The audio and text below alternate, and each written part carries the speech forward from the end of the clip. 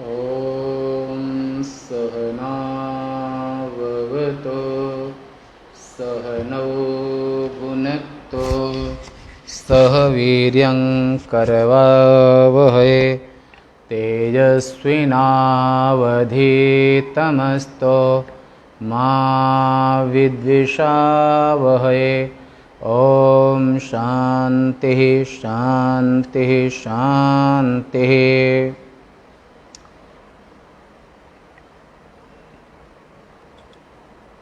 आज 5/6/2021 में अथ यजुर्वेदीय कठोपनिषद में उपनिषद आश्रम उज्जैन से नित्य प्रति प्रातः के सत्र में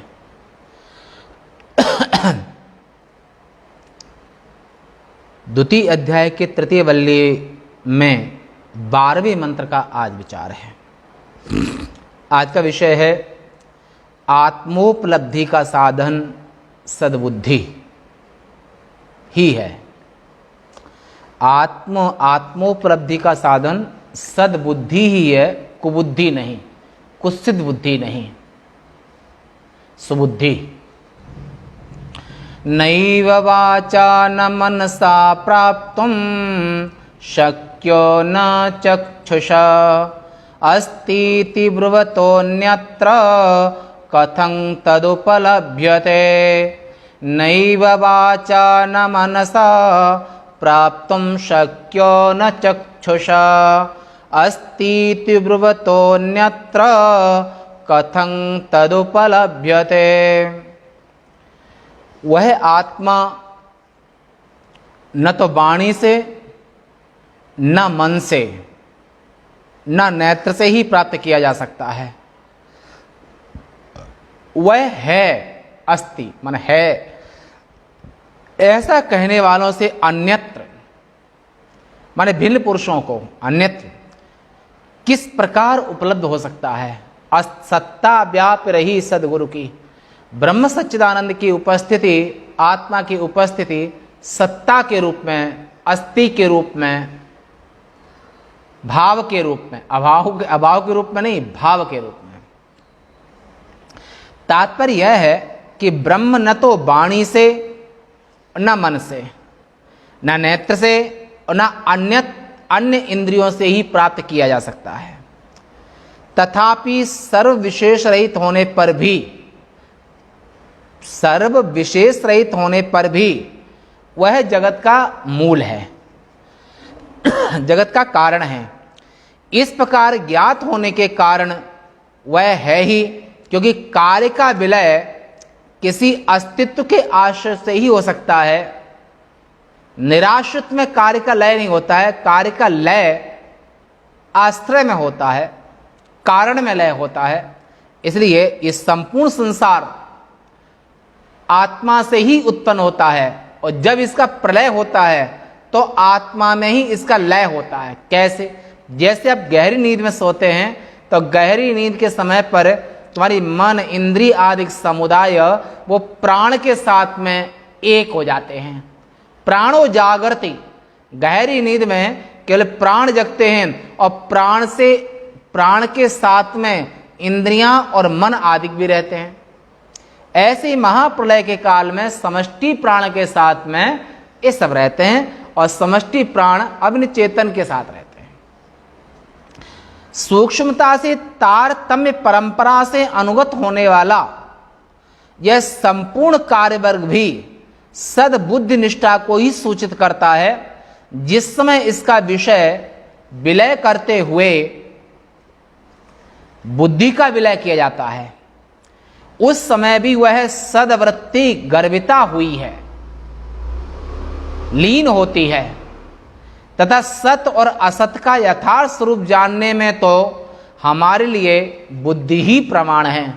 अब बुद्धि के द्वारा ही सत और असत का निर्णय कर सकते हैं, जान सकते हैं, अनुभव कर सकते हैं कि क्या झूठ है, क्या सच है। और जो गुण हैं वो गुण भी चेतन के आश्रित होते हैं, जड़ के आश्रित नहीं। यदि जगत का मूल न होता तो यह संपूर्ण कार्य वर्ग असन्मय माने असत्य यानी कि झूठा, जैसे आकाश के फूल, खरगोश के सींग, गधे के सींग, जो तीनों काल में नहीं है, असत हैं, तो सतरूपी सत्ता से, सतरूपी अधिष्ठान से, सतरूपी आश्रय को लेकर असत वहां पर प्रतीत हो रहा है सत के कारण। और इस प्रकार ग्रहण किया जाता है, किंतु ऐसी बात नहीं, यह जगत तो है इस प्रकार ही ग्रहण किया जाता है। तो जिस प्रकार की मृत्तिका आदि के कार्य घट, मट्टी का कार्य घट और सकोला आदि अपने कारण मृत्तिका आदि से समन्वित ही ग्रहित होते हैं। माने मट्टी के बिना घट की, दिए की, चिलम की कोई सत्ता नहीं। अगर मिट्टी को निकाल लो तो इन सभी कोई सत्ता नहीं, इनकी सत्ता का कारण मिट्टी है। अतः जगत का मूल आत्मा है। संपूर्ण कल्पित नाम रूप का जो आश्रय है वो आत्मा है। इस प्रकार ही उपलब्ध किया जाना चाहिए, क्योंकि आत्मा है इस प्रकार कहने वाले शास्त्रानुसारी श्रद्धालु माने आस्तिक पुरुष, जिज्ञासु साधक, आस्तिक पुरुषों से भिन्न नास्तिकवादियों को जो ऐसा मानते हैं कि जगत का मूल आत्मा नहीं है, नास्तिक जगत का जो मूल कारण है वो आत्मरूपी चेतन को नहीं मानते हैं, वो कुछ अन्य ही मानते हैं, जिसका अभाव ही अंतिम परिणाम है।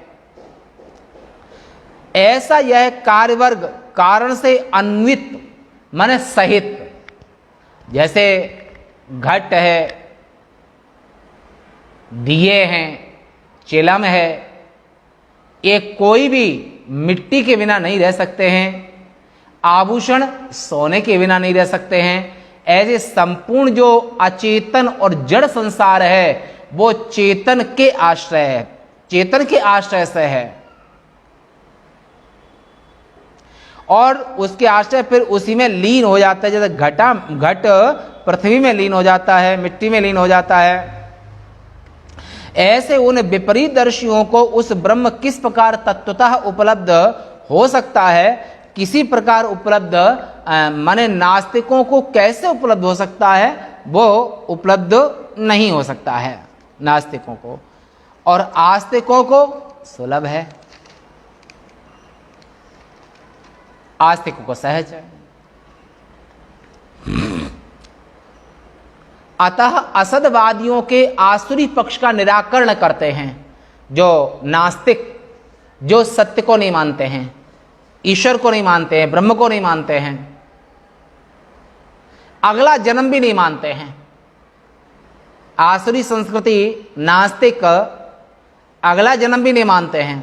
यावत जीवे सुखं जीवे तृणं कृत्वा घृतं पीवेत, जब तक जियो सुख चैन से जियो, जब पैसा न रहे तो कर्जा लेके घी पियो जिससे आयु बढ़े।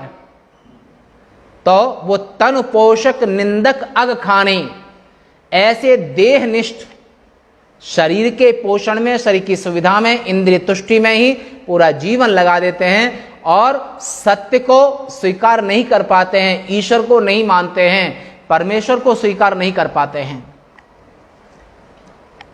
असदवादियों के आसुरी पक्ष का निराकरण इस श्लोक से आगे करते हैं 13वें मंत्र से। अस्तित्व एवोपलब्धव्यः तत्वभावेन चोभयोः, अस्तित्व एवोपलब्धस्य तत्वभावः प्रसीदते। वह आत्मा है, आत्मा है, इस प्रकार ही उपलब्ध किया जाना चाहिए तथा उसे तत्व भाव से भी जानना चाहिए। इन दोनों प्रकार की उपलब्धियों में से जिसे है माने है असत्ता, इस प्रकार की उपलब्धि हो गई है, तत्व भाव उसके अभिमुख हो जाता है। परमात्मा के अस्तित्व को, परमात्मा के अस्तित्व को जो स्वीकार कर लिया है, उसको परमात्मा का दर्शन होता है। जो परमात्मा को मानता ही नहीं है, नास्तिक है, नास्तिक को वेद निंदक। वेद आस्तिकवादी परमात्मा के सत्यत्व को स्वीकार करते हैं, और जो वेद को नहीं मानते हैं, वेद बाय हैं, यवन अमलेक्षादिक,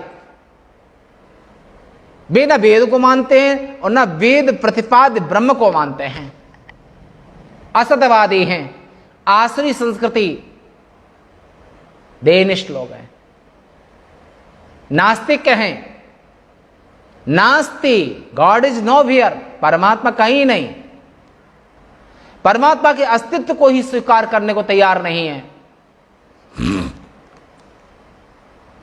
बुद्धि आदि जिसकी उपाधि है, बुद्धि जिसकी उपाधि है तथा जिसका तत्व उसके कार्य वर्ग में अनुगत, अनुगत का अर्थ होता है जैसे घड़े में मिट्टी अनुगत होती है, ऐसे ही संपूर्ण नाम रूप में देह आदिकों में आत्मा अनुगत है। उस आत्मा को है इस प्रकार ही उपलब्ध करना चाहिए, परमात्मा के अस्तित्व को स्वीकार करना चाहिए। जिस समय आत्मा उस बुद्धि आदि उपाधि से रहित और निर्विकार जाना जाता है तथा कार्य वर्ग यानी कि विकार वाणी का विलास है और नाम मात्र है, केवल मृतिका ही सत्य है, ये घट है, चिलम है, दिया है, बड़ा पात्र है, तवा है मिट्टी का, विकारो नामधेयम, ये वाणी का विकार मात्र है, परंतु इन सभी रूपों में केवल आश्चर्य मृतिका ही सत्य है। कार्य वर्ग विकार वाणी का विलास है, नाम मात्र है, केवल मृतिका ही सत्य है। इस श्रुति के अनुसार अपने कारण से भिन्न नहीं है, ऐसा निश्चित होता है उस समय जिस निरुपाधिक अलिंग, अलिंग माने आंख से नहीं देख सकते हो, आकृति नहीं है, न तस्य प्रतिमास्ति, ईश्वर की कोई प्रतिमा नहीं है, ईश्वर को आप आंखों से नहीं देख सकते हो, ईश्वर का तो अस्तित्व है, ईश्वर तो चेतन है, ईश्वर तो आनंद स्वरूप है, ईश्वर तो सत्य स्वरूप है।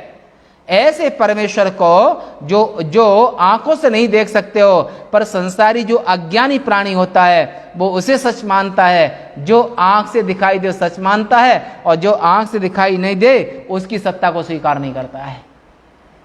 पर बहुत चीज संसार में ऐसी होती हैं जिसे मन भी आंख से दिखाई नहीं देता है, बुद्धि भी नहीं देती है, संकल्प भी नहीं देता है, काम भी आंख से दिखाई नहीं देता है, क्रोध भी नहीं देता है, पर मानते हैं, स्वीकार करते हैं। ऐसे परमात्मा को अस्तित्व रूप से माने सत्ता रूप से स्वीकार करते हैं। निर्विकार है परमेश्वर, श्रुति के अनुसार अपने कारण से भिन्न नहीं है, ऐसा निश्चित होता है उसमें जिस निरुपाधिक अलिंग सत असत आदि प्रतीति के विषयत्व से रहित आत्मा तत्व भाव होता है। न वो उसे सत कह सकते हो न असत कह सकते हो। सत्य का अर्थ होता है त्रिकालाबादित्वम सत्यत्वम, तीनों काल में जिसमें कभी कोई परिवर्तन न हो उसे सत्य कहते हैं। और जिसकी सत्ता न हो, जैसे खरगोश के सींग, गधे के सींग, आकाश में फूल, उसे असत कहते हैं। बंध्या का पुत्र, एक तरफ बंध्या है स्त्री और एक तरफ उसका पुत्र, कैसे हो सकता है? बंध्या का पुत्र नहीं हो सकता है, खरगोश के सींग नहीं हो सकते हैं। ऐसे परमेश्वर सब जगह, परमेश्वर सब जगह पर ओतश्च प्रोतश्च, उसको अस्तित्व सत्ता रूप से परमेश्वर की सत्ता सभी जगह पर है। वे तत्व स्वरूप से ही आत्मा को उपलब्ध करना चाहिए आस्तिकों को। सोपाधिक अस्तित्व और निरुपाधिक तत्व भाव, इन दोनों में से यहां उभयो इस पद में षष्ठी निर्धारण के लिए है। पहले तो है इस प्रकार उपलब्ध हुए आत्मा का, अर्थात तत्कार रूपवादियों के किए हुए अस्तित्व प्रत्यय से उपलब्ध हुए आत्मा का, और फिर जिसकी संपूर्ण उपाधि निवृत्त हो गई हैं, और जो ज्ञात है, ज्ञात एवं अज्ञात से भिन्न है। अद्वितीय स्वरूप है। सच मान तीनों काल में कोई परिवर्तन जिसमें नहीं होता है उसे सत्य आत्मा कहते हैं, और जिसमें परिवर्तन होता रहता है उसे असत कहते हैं। शरीर में परिवर्तन होता है, मन में, बुद्धि में, सब जगह परिवर्तन होता है, ऑल अनसर्टन। जो संसार में सब कुछ अनिश्चित है उसे कल्पित संसार कहते हैं, और जो तीनों काल में सत्य है जिसका अभाव कभी नहीं होता है उसे परमेश्वर कहते हैं। श्रुति प्रमाण भी है। कौन से?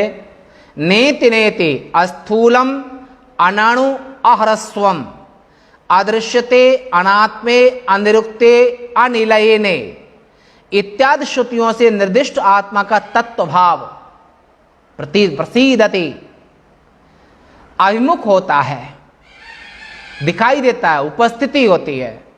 ज्ञानियों के यहां पर, अज्ञानी तो इसको देख भी नहीं सकते हैं, कुबुद्धि वाले नहीं देख सकते हैं। जिनकी शुद्ध बुद्धि है, ब्रह्मचर्य, सत्यपालन, दयालु, अहिंसक, करुणा, ऐसे जो दैवी गुणों से संपन्न हैं, वही लोग इस दिव्य आत्मा का दर्शन कर सकते हैं। मोटी बुद्धि वाले नहीं कर सकते हैं। इस प्रकार आत्मा की उपलब्धि हो गई है, उसे अपना स्वरूप प्रकट करने के लिए वह तत्वभाव अभिमुख प्रकाशित होता है। प्रकाशन्ते क्वापि पात्रे, किसी विशेष सुपात्र में इस आत्मा का प्रकाश होता है, आत्मा की उपलब्धि होती है। और कुबुद्धि के यहां पर मांस खाने वाले, मदिरा पीने वाले, झूठ बोलने वाले, कामी, क्रोधी, लालची, इनसे भगत न होए, इनको भी इस आत्मा का दर्शन नहीं हो सकता है। आत्मदर्शन के लिए सत्य आयतनम, माने सत्य आयतन है। जो जितना सत्यवादी होगा, परमात्मा का स्वरूप होता है वो, तो उसका संकल्प कभी झूठा नहीं होता है। सत्य आयतनम, ये जो साधन चतुष्टय संपन्नता, साधन चतुष्टय संपन्नता जो है, ऐसी सुबुद्धि है, उसी अंतःकरण में आत्म साक्षात्कार होता है। शेष वार्ता आगे जब आगे बताएंगे। आज यहीं तक। ओम।